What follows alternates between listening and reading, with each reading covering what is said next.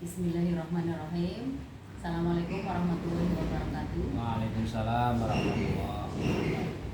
Selamat siang Pak Edi. Selamat siang Ibu Ida. Sehat Pak Edi? Alhamdulillah sehat Bu. Alhamdulillah sehat, sudah bisa ketawa. Iya. Hari ini saya sudah bersama dengan Pak Edi yang alhamdulillah sudah sehat. Beliau adalah seorang CGP yang hebat dan sangat luar biasa. Terima kasih. Untuk sesi yang pertama nanti kita akan berdiskusi tentang progres dan penerapan progres yang berdampak pada siswanya Pak Edi di SMP di Luar Propan. Kemudian untuk sesi yang kedua kita akan berdiskusi tentang tantangan yang dihadapi oleh penggerak Pak Edi Yudianto dan bagaimana cara mengatasi atau bagaimana cara ada solusinya. Untuk yang sesi ketiga kita akan diskusi tentang implementasi modul 3.1 dan modul 3.2. Untuk tahapan yang pertama yaitu sesi 1, Pak Edi sudah sejauh mana progres yang berdampak pada siswa? Coba jelaskan dan ceritakan. Progres yang berdampak pada siswa ya.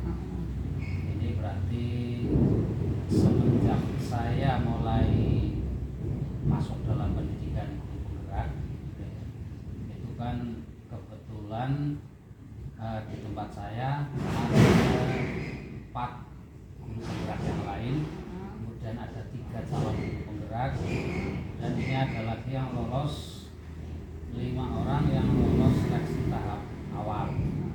Nah, progres itu saya kerjakan artinya dengan melakukan pemilahan pekerjaan seperti itu. Artinya kita kan sudah jadi satu komunitas praktisi.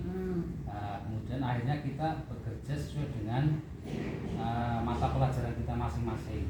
Seperti misalnya ada guru penggerak di tempat saya guru IPA, berarti nanti bidang yang ditekuni di bidang IPA. Kemudian saya di bidang pendidikan agama, otomatis saya harus memaksimalkan di bidang pendidikan agama Islam khususnya. Sejak dari awal sampai dengan sejak saat ini saya selesai modul 3, yang jelas banyak sekali perkembangan yang sudah saya lakukan. Artinya setiap saya melakukan suatu program atau suatu kegiatan yang awal mulanya sebelum saya jadi calon guru penggerak itu tidak pernah melibatkan murid, tidak melibatkan suara mereka, tidak ada pemilihan dari mereka. Nah, ini sudah mulai saya tanamkan bahwa sebenarnya suatu kegiatan itu adalah milik mereka, itu adalah pendapat dari mereka. Kita sebagai seorang guru hanya sekedar menuntun, mengarahkan mereka menuju ke arah yang lebih baik. Jadi otomatis progresnya ada. Tadinya suatu program itu hanya berjalan, kita membuat sebuah program, silakan siswa dilaksanakan. Tapi kalau sekarang dengan adanya pendidikan guru penggerak, kita menciptakan sebuah program, ayo bareng-bareng dengan anak bagaimana program itu bisa dilaksanakan dan itu bisa berpihak pada mereka semua. Bagus, luar biasa sekali. Untuk progres yang aset bagaimana Pak? Untuk yang sudah direncanakan oleh Bina? Iya, untuk kekuatan aset itu, kekuatan aset yang ada setelah kemarin pada modul 3.2 atau 3.2 betul ya, kita 3.3 kita belajar tentang pemetaan aset. Ya ternyata aset dari siswa itu sangat luar biasa sendiri kali itu. Jadi ternyata aset murid yang kita miliki, mereka ternyata punya potensi masing-masing sesuai dengan kemampuan masing-masing. Artinya aset-aset itu sudah kita pilah. Ya, kemarin kan kita sudah memetakan ada 7 aset yang ada di lingkungan sekolah. Salah satunya adalah aset manusia. Nah, manusia itu adalah murid itu sendiri. Ternyata disitulah kita menemukan bahwa mereka punya potensi untuk berdirinya atau berkembangnya sebuah sekolahan. Itu memiliki kita, dari pendidikan, dari lingkungan dan sebagainya itu merupakan pendukung peningkatan desa. Ya, terima kasih, luar biasa. Untuk selanjutnya, kira-kira menurut Pak Edi, apa ada tantangan dalam melakukan progres tersebut? Kemudian setelah ada tantangan, bagaimana solusinya Pak Edi untuk mengatasi tantangan itu? Ya. Untuk tantangan yang jelas sering saya sampaikan baik itu kepada anak ataupun kepada siapapun, bahwa kita melaksanakan suatu kegiatan, suatu program, pasti ada saja yang namanya sebuah tantangan yang harus kita hadapi. Khususnya berkaitan dengan program yang terakhir saya lakukan kemarin, yaitu melakukan sebuah kegiatan di mana kegiatan itu tadinya sekolahan sudah langsung sebuah kegiatan yang hanya mementingkan fisik saja, artinya sebuah kesehatan yang mementingkan fisik. Nah, kemudian setelah saya belajar di modul 3.3, saya masuk membuat sebuah program di situ, biar saya masukkan bahwa program itu ada program dari segi jasmaninya, rohani maksudnya, rohani. Tadinya sudah berjalan kegiatan jasmani, saya masukkan kegiatan rohaninya.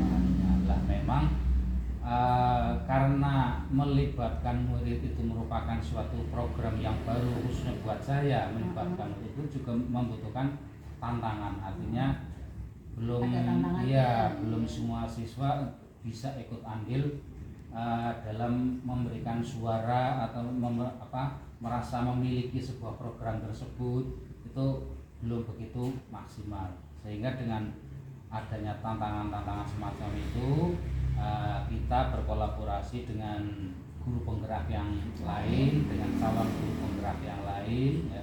Kemudian juga dengan mereka yang sudah lolos di tahap administrasi, angkatan 11, itu kita saling berkolaborasi untuk menyuarakan ketika ada program, ya. Berarti kayak semacam kampanye kepada siswa, itu salah satu solusinya, mengadakan kampanye kepada siswa bahwa setiap ada program dalam bentuk apapun itu adalah program milik kalian, milik siswa, ya, yang harus dilaksanakan dan disukseskan oleh siswa itu sendiri. Guru hanya memberikan sebagai fasilitator, sebagai pengantar, seperti itu. Terima kasih, luar biasa sekali. Berarti itu sudah bukan dalam tahapan perintisan lagi, sudah dilaksanakan ya Pak Edi ya. Kemudian di situ juga sudah terbentuk komunitas praktisi.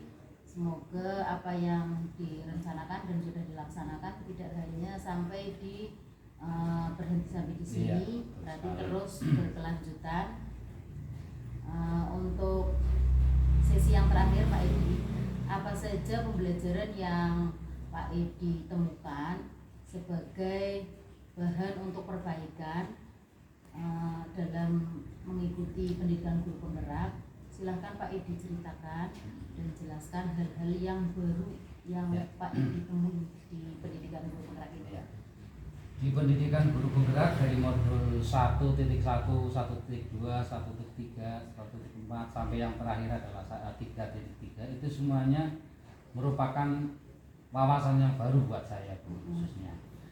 Walaupun itu sebenarnya sebuah kegiatan-kegiatan yang sudah pernah kita laksanakan di lapangan ketika bersama dengan siswa, tapi pada hakikatnya itu adalah ketika kita melaksanakan belum terstruktur, belum ada pelaksanaan yang secara manajerial, sehingga kadang kita hanya asal melaksanakan. Dengan adanya saya masuk di guru penggerak itu, akhirnya banyak sekali wawasan-wawasan, sesuatu yang baru yang bisa saya terapkan dan akhirnya memberikan kontribusi positif untuk siswa kita. Salah satu contoh misalnya, pada sebelum saya menjadi calon guru penggerak itu kan ketika masuk kelas tidak pernah membuat sebuah kesepakatan kelas. Nah, ternyata itu sangat luar biasa sekali dampaknya dalam proses kurun waktu satu pembelajaran. Ketika awal kita membuat sebuah kesepakatan kelas, disepakati bersama-sama, nanti dalam waktu misalnya 3 jam pelajaran berlangsung, itu otomatis anak akan konsekuen dengan sebuah kesepakatan yang sudah disepakati. Itu salah satu contoh. Disiplin tanpa harus dipaksa. Iya, betul sekali. Karena itu sesuatu yang muncul dari mereka sendiri seperti Iya, itu. iya, iya. Terus yang lain seperti adanya proses coaching itu juga Hal baru ya hal Pak. baru buat saya yang bisa saya terapkan ketika ada anak didik atau siswa-siswa yang punya masalah sehingga bercerita dan saya mampu memberikan Pertanyaan-pertanyaan. memancing mereka untuk memberikan pertanyaan-pertanyaan yang berbobot seperti itu. Yang jelas banyak sekali seperti adanya statistika restitusi itu merupakan hal yang baru, dan yang paling terakhir ini adalah tentang Aset. pemetaan aset. Itu sangat luar biasa ternyata kalau kita mampu memilah dan memilih aset yang ada di lingkungan sekolah kita, ternyata itu merupakan salah satu kekuatan besar yang bisa memajukan sekolahan kita masing-masing. Terima kasih penjelasan dan ceritanya begitu panjang dan lebar. Mudah-mudahan apa yang diperoleh Pak Edi dalam pendidikan guru penggerak dapat diimplementasikan dan bisa menggerakkan teman-teman yang lainnya. Amin, ya Rabbal Meskipun Alamin. di sekolah Pak Edi sudah banyak, tadi sudah disebutkan ada berapa jumlahnya, Iya. kemudian sudah terbentuk komunitas praktisi juga. bergerak.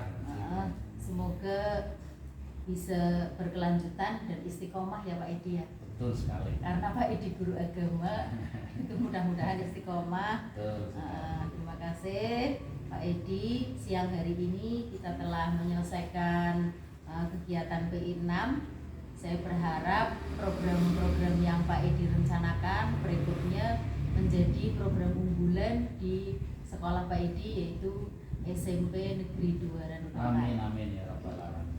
Terima kasih Pak Edi, mohon Sama-sama, maaf Ibu. barangkali dari pendampingan awal sampai pendampingan yang ke-6 ini, yang terakhir barangkali ada tutur kata kami yang kurang pas atau misalkan kurang sopan ataupun tingkah laku saya kurang berkenan, saya mohon maaf yang sebesar-besarnya.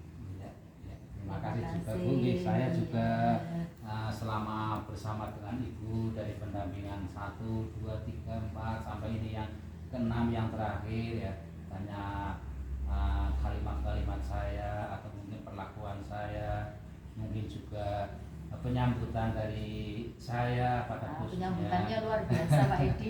kurang berkenan, saya mohon maaf yang sebesar-besarnya. Sama-sama. Terima kasih. Assalamualaikum warahmatullahi wabarakatuh. Waalaikumsalam warahmatullahi wabarakatuh.